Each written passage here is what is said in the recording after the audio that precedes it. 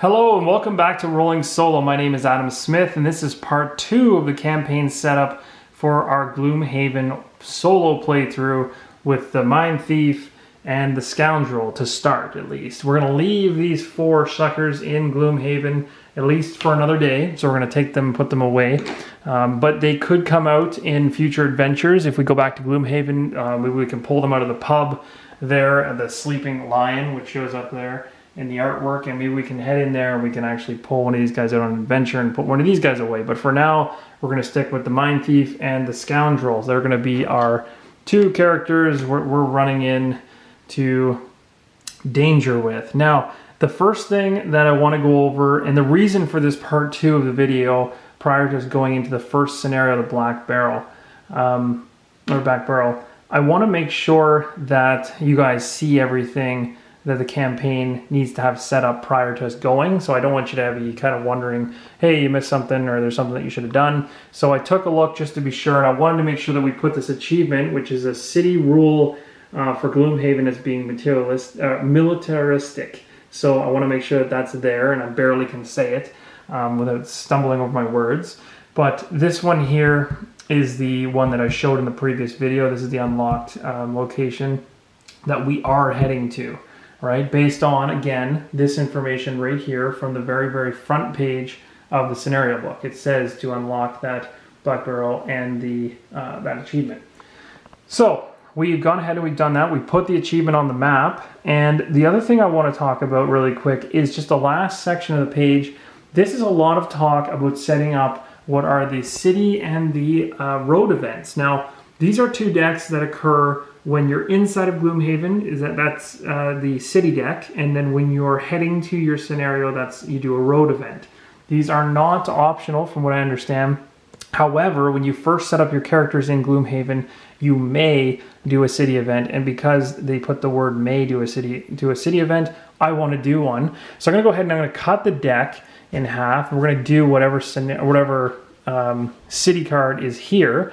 And I want you guys to know, throughout my playthroughs and throughout my gameplay, I don't ever stack decks in advance or record and somehow put all the good stuff at the top and move things around. Like, I like playing it as it was intended. I don't like cheating. I know with solo play, there's always that itch to be like, well, I can bend the rules and make it work. I really don't like doing that. I really like sticking to the rules. So if you guys are watching, which you are, I really hope you guys understand that there won't be any tweaking or me going, whoa, this is a really bad card, I'll just put it back and grab another one. I'm going to play this through as if you were sitting at the table playing with me and sitting there going, why are you putting that card back in the deck? So this is exactly what I got, the city card. It says, as you shop for supplies at the sinking market, your hand instinctively goes for the purse at your waist. It's gone. You quickly scan the crowd and see a small vermling darting away from you, heading directly toward a sewer grating. Oh, convenient. I wonder if it's our own Mine Thief stealing, or one of his buddies stealing from his own kind. And then it says here, we can give chase and no one steals from you and gets away with it. So we can go after this guy, or we can take a clear shot at him with a bow before he disappears into the grating. I'm going to say we're going to give him... Ooh, that is a tough decision. I'm going to go with option B. I'm going to take a shot at him before he disappears into the grating. Let's see what happens.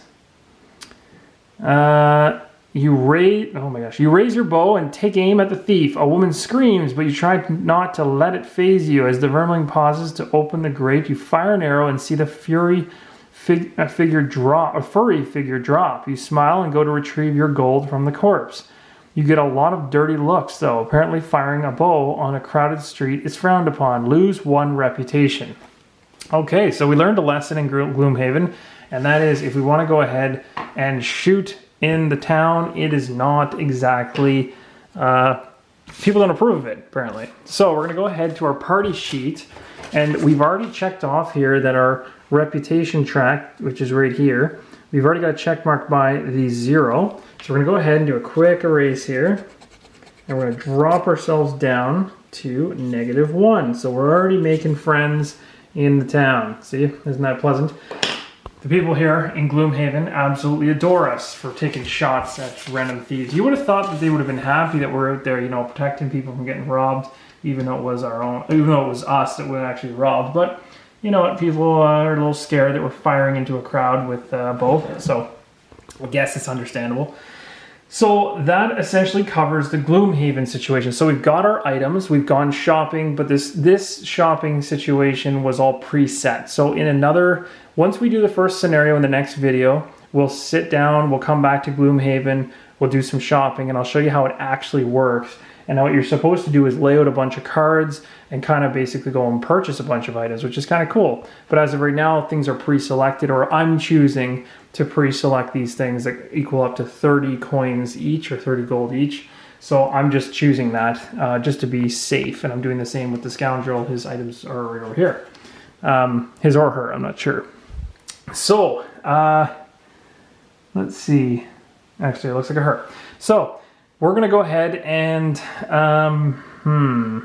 okay, I guess the next thing that was left over from the last video was our personal quest. So in the last video, if you go back, or even if you remember, I had 2 that I could pick from the Mind Thief and 2 from the Scoundrel. I did not change those. I've chosen one, though, for each of them. And I just personally chose these so that I can speed this up and get to a gameplay video for you guys without waiting to hear back from you. However, I still need you guys to give the Scoundrel a name, the human scoundrel, which is this guy here, and I still need you to give the Vermling Mind Thief a name, and I also need a name for the party in general. And I'm going to wait until you guys give me those, and I'm going to fill those in, and then going forward, we'll kind of work on it together. So, what did I pick? Well, for the Mind Thief, his personal quest is going to be the Eternal Wanderer. So there is so much to see in this world, so many wondrous places, beyond belief, snowy mountain peaks, forgotten islands, and crystalline caverns. Surely all these miraculous sights were not created by chance. You desire to visit these places and meditate upon their existence. Perhaps doing so will give you greater insight into your own existence as well.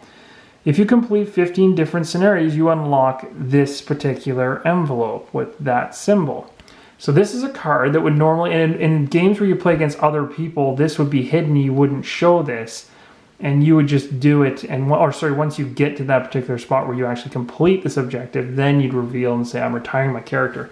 But because I'm playing solo, it doesn't matter. I can always have that revealed just so that I know what my actual mission is. And I'm also going to keep track of it on his party sheet in terms of how many different scenarios, because he needs 15 and then he retires. So we know for the fact the Mind Thief will be with us for 15 scenarios, and then he's going to just wander off into the sunset and get lost in his own mind. Essentially, he's so taken by the world around him that he's just going to kind of walk off into the distance and leave us.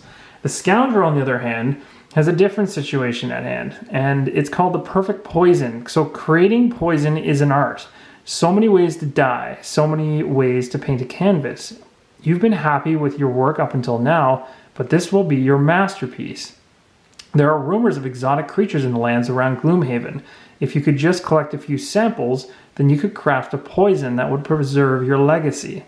So we got to go ahead and kill 4 oozes, 4 lurkers, and 4 spitting drakes. And if we do so, we get to unlock that particular envelope, which kind of has like a Cthulhu-ish, poisonous, tentacle, jellyfish-looking kind of symbol at the bottom there. So that's kind of cool, actually. I mean, you never know what that could end up being, but it's a cool symbol, and that was kind of one of the reasons why I picked it, was because like, ooh, that looks pretty intimidating, and maybe it has a really cool character hidden behind it. So once we do that objective, then the Scoundrel will retire, run off into the sunlight, and we'll be able to unlock that envelope. So that essentially covers the 2 characters and their personal quests. Now, what we're going to do, I think, at this point, is that essentially sums up everything we need to do but the road event. So what we're going to do now is these 2 individuals who were in Gloomhaven, we had that particular city event where, if I go back to the city event itself, was about giving chase to some other vermling that stole some stuff from us, and we took a shot at him in the market. A woman screamed, didn't appreciate it, and so we lost reputation as a party for doing so. We're now going to actually head out of Gloomhaven, and we're going to be moving straight up here from the new market where we were at. We're gonna go out Corpsewood, which is out this road right here, which pops us out here of Gloomhaven. We're gonna head along this road. We're gonna head up to the Black Barrow. And because we are heading to a scenario, the campaign states that you always do a road event. So we're gonna go ahead to this deck. We're gonna split it in half, as like we did with the other one, maybe a couple times, just to keep it interesting. And we're gonna do this road event and see what happens. This road event says, you are feeling a tad hungry as you walk down the road. You are considering stopping for a meal when you come across a thicket of bushes covered in red berries. The berries look delicious, but you hesitate. They could be poisonous. We could eat the berries, or we could pass by the berries and just eat your normal rations. Oh, this is so brutal. So, my guess with this card is that if we eat the berries and it's a good thing, we're probably going to get a modifier to our deck that's likely going to bless us. And the other downside of this is likely if we eat it and it's poisonous, it's going to curse us. And that would be bad. So we could play it safe and just pass by the berries and eat the normal rations. They do look delicious though. That's what it says. And you know, when berries look delicious, it's kind of tempting. And I'm kind of a sucker for things that look good. So maybe we should go ahead and try this. What do you guys think? Oh, right, you guys can't talk back to me right now. So I'm just all alone. Oh, right, that's because I'm playing solo. Okay, so I got to make my mind up here. And I can't stop the video halfway through and ask you guys on this particular one. Maybe in the future, when we're moving from the end of a scenario to a city, I'm going to start getting you guys to answer these questions for me. But for today, so that we can get towards a gameplay video, I'm going to answer this first one for myself. I'm going to be an adult, make big decisions. So let's do what adults wouldn't do, because in most cases they'd say don't eat the berries. Let's eat the berries. It's gonna be bad. Oh gosh. So you shrug and grab a handful of berries to stuff in your mouth. They're incredibly sweet and just the right amount of tart. You couldn't feel better about your decision. That is until you start vomiting. Your stomach is incredibly unhappy with you, and the situation doesn't improve much by the time you arrive at your destination. Start the scenario with poison. So we're going to go ahead, and when we start the next scenario, we are going to be poisoned. Now, I should have seen that coming. That was exactly what I thought was going to happen, and it happened. So when the next video starts up, what I'm going to have in front of you is the Black Barrow scenario all set up and ready to go, and we'll begin our gameplay video through it. So until the next time, keep rolling solo.